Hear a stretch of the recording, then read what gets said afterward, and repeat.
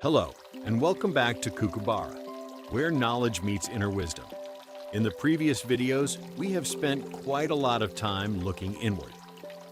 We talked about consciousness, the conscious and subconscious mind, and how old emotional experiences can influence the way we react to life. Today, I would like to turn our attention in the opposite direction, to the world around us. We open our eyes and we see a room, a tree, another person, a blue sky. And naturally, we assume that what we see is simply what is there. But is it? Are we actually seeing reality as it exists outside us? Or are we experiencing a version of reality constructed by our brain? Let's start with something simple. Look at any object in front of you, perhaps a table. You would probably say, "I can see the table." But technically, that is not what is happening. Your eyes are not sending a little picture of the table into your brain. Light reflects from the table and enters your eyes. Inside the retina, specialized cells respond to that light and convert it into electrical signals. Those signals travel through the optic nerve toward the brain, and from that information, the brain constructs the visual experience that you call the table. That may sound like a small distinction, but it is actually quite profound. Because the table you experience visually is not sitting inside your head. What exists inside your nervous system are signals. Your experience of the table is something your brain creates from those signals. Color is even more interesting. Think about color. We look at grass and say that it is green. We look at the sky and say that it is blue. But there is no green traveling from the grass into your brain. There are electromagnetic wavelengths. Different wavelengths of visible light stimulate the receptors in our eyes differently. The brain interprets that information and produces the experience we call color. So, green is not quite what we normally imagine it to be. It is an experience produced by our perceptual system in response to particular wavelengths of light. And our visual system can detect only a very small part of the electromagnetic spectrum. There is infrared radiation beyond one end of our visible range, ultraviolet beyond the other. They may be present around us right now, but we do not see them. Other animals experience a different world. And this becomes even more interesting when we look at other animals. Some insects can detect ultraviolet light. Some snakes can detect infrared radiation.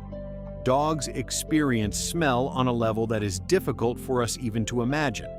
Bats can navigate using echoes from sounds beyond our normal hearing range.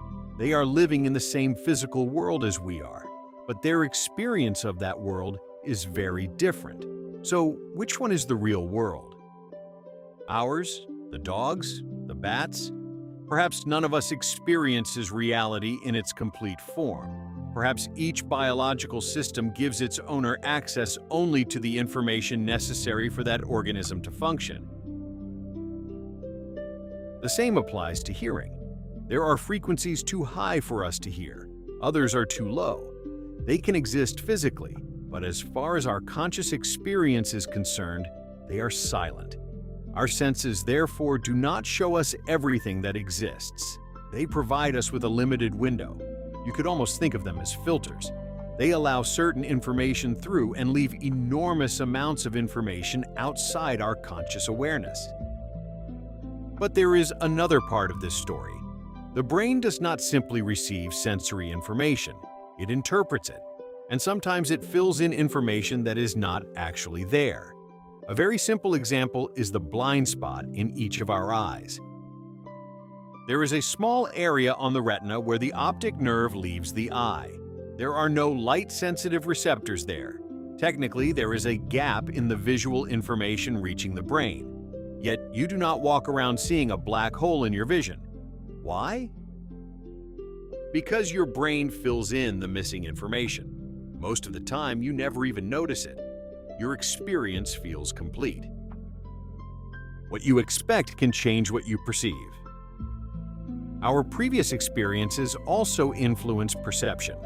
The brain is constantly comparing incoming information with what it already knows.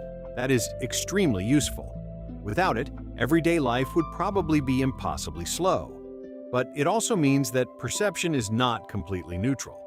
Two people can witness exactly the same event and later describe it differently. They may focus on different details, interpret someone's facial expression differently, remember different parts of the conversation, and both may be completely convinced that their version is correct. This is where our earlier discussion about subconscious programming becomes relevant again. Your beliefs, expectations, and previous experiences do not only influence how you react to the world, they can also influence how you interpret it. So, perhaps the best way to think about perception is this. Your brain is not giving you a perfect copy of reality.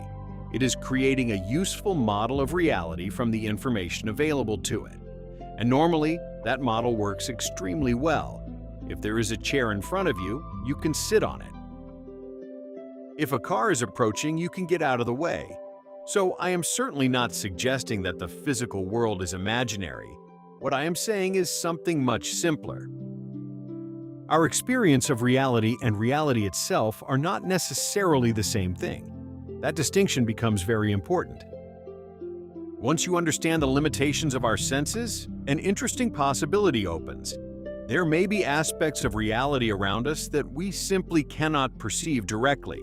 We already know this scientifically. Radio waves can pass through the room without you seeing them. Wi-Fi signals may surround you.